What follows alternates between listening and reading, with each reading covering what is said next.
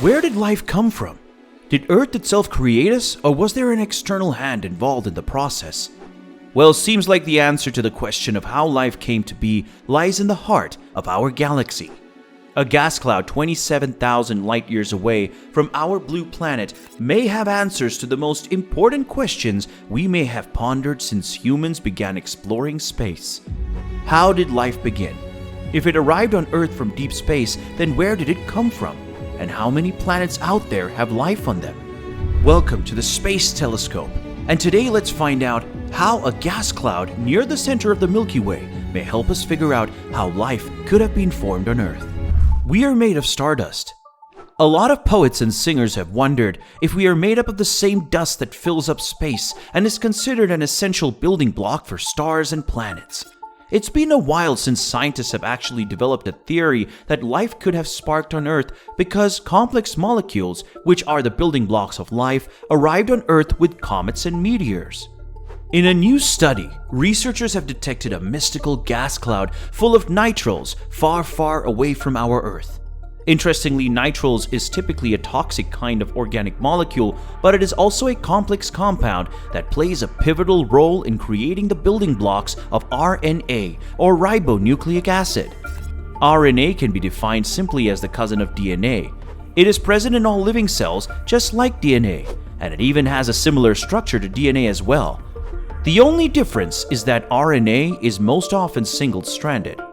Scientists have theorized that the process of life actually started with RNA, as their single-stranded structure is easier to assemble, unlike the dual-stranded structure of DNA. Thus, RNA molecules were more probable to emerge first out of the hot soup of molecules that were stewing on the Earth's surface some 3.8 billion years ago. And this is why this newfound space cloud is a revolutionary discovery. It is rich in the important ingredient that is required to make the life soup. Scientists have observed that RNA can fulfill a lot of life's most basic functions without the help of DNA. It can catalyze reactions like enzymes and also store and copy information like DNA. So there is a possibility that early life on Earth could have been essentially RNA-based. Still, the nitriles and other building blocks for life may not necessarily arise on Earth itself. These building blocks may have originated in space, in a cloud just like we have found in the center of the Milky Way. From there, they could have hitchhiked their way to the young Earth and impregnated it with life. This may have happened during the late heavy bombardment period between 4.1 and 3.8 billion years ago. This theory has already been strongly supported by the presence of nitriles and other precursor molecules for nucleotides, lipids, and amino acids in the meteors and comets that the universe occasionally drops on our planet. Yibis 40-meter and Iram. While observing the G+0.693 to 0.027 region near the center of our galaxy, yeah, I know it's a mouthful, isn't it? Astronomers identified the presence of 6 nitriles for the first time. Finding these major ingredients so deep in our galaxy was an eye-opening lesson for our scientists. According to Thomas Carell, hey, no, that's Steve Carell. That's the wrong Carell. Alright, according to Thomas Carell, it taught us that the fundamentals for life are more broadly distributed in the galaxy than we could have ever imagined. Being a professor of organic chemistry at the Ludwig Maximilian University of Munich, Carell may have not been directly involved in the research, but understands the gravity of this discovery and what it could mean. That is, how much life is there in our galaxy. But how come the astronomers were able to spot such tiny molecules so far in the midst of our galactic center? The answer lies in Spain, a few hundred miles from Munich. 2 radio telescopes named the Yibis 40-meter and Iram 30-meter telescopes. These telescopes gathered data on the G+0.693 cloud by using a method called molecular spectroscopy to identify signatures of specific molecules in the cloud. Essentially, when light passes through or nearby any object in space, the arrangement of that object affects the quality of light. It happens in such a way that little photons of light now carry a string of information on everything it touches on its way, like a USB drive that carries your personal collection of videos from every website you visit in incognito mode. What? Did you think it was a big secret? Scientists can then use these features to decrypt that information like fingerprints at a crime scene. We just need to tune the radio telescopes to the right range of frequencies to detect these fingerprints. Still, it wasn't easy, as unlike other strong presences such as carbon monoxide and ammonia, the signals that nitriles give off are very weak compared to other molecules in the cloud.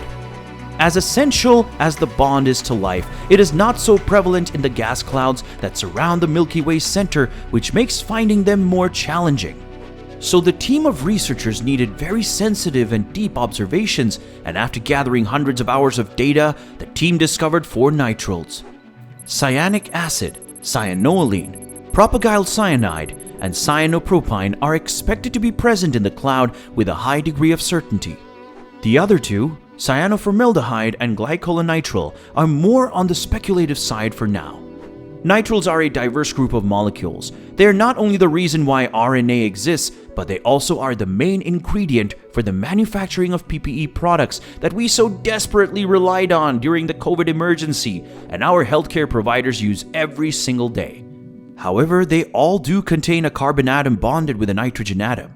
You can't get more basic than that while creating life. So what's next? Scientists are calling these gaseous clouds the primary oven of life. Fundamentally, these impressive chemical reactors help us understand the ingredients that may have gone into the primordial soup from which life emerged on Earth, and potentially elsewhere in the galaxy. Currently, there are millions of years-long gaps in the timeline of life. The journey from a molecular cloud to an asteroid to a blossoming Earth would not be covered without significant altercation in a molecule. So much as these nitriles are an important discovery, we still need to figure out how and in what state they arrive to ignite life on this planet. Understanding these would also help us to find planets that would qualify for similar circumstances and thus find life elsewhere in the galaxy. While nitriles are strong evidence of how life could be delivered to a planet, there are still key missing molecules that are needed to be identified to solve this mystery.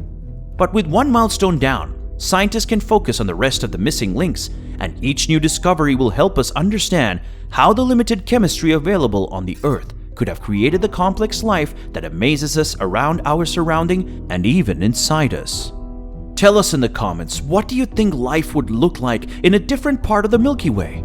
And as always, thanks for watching Space Telescope, and please share and like the video if you enjoyed learning about how life could have been formed on Earth. Subscribe and click the bell to see more videos like this in the future.